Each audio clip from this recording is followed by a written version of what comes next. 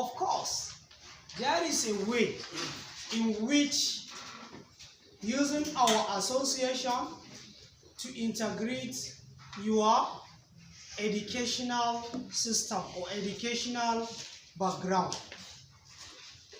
Yanzu, for instance, yawancin mu za ku ga akwai 'yan universities. Ko?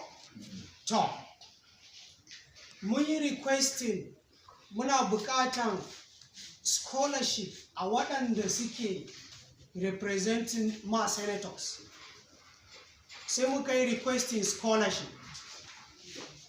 Da muka yi requesting scholarship, sai zamana cewa slot da aka bayar ba su wuce kaɗan ba, kaɗan ne slot da aka bayar.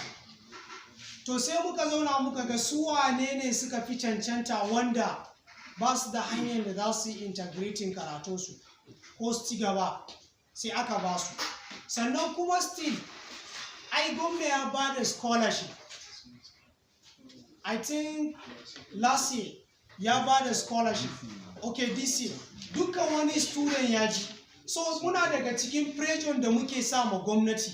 Lalle ake sponsoring yara su tafi su je su yi karatu, kuma sannan ake ba da scholarship.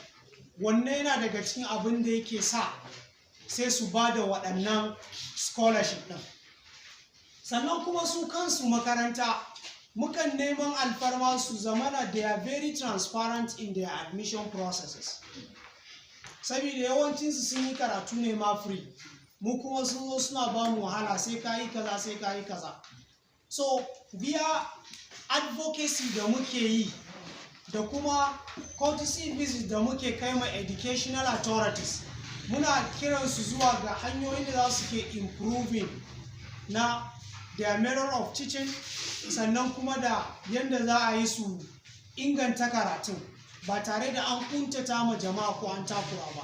Yau inda za a ce an ƙara kuɗin makaranta a Adamawa State University, muka samu abin nan yanzu. To yanzu nan za mu yi waya, za mu ce to maza publicity mu ya rubuta a platform, ba mu yadda ba yauwa.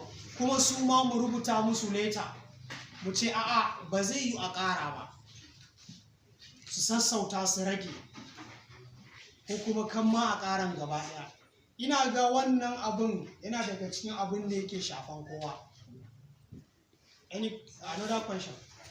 Second question. I think that will be the last question. Ko don ba mu da lokaci, kowa zai yi hakuri, ko akwai mai tambaya don Allah sai mu yi hakuri.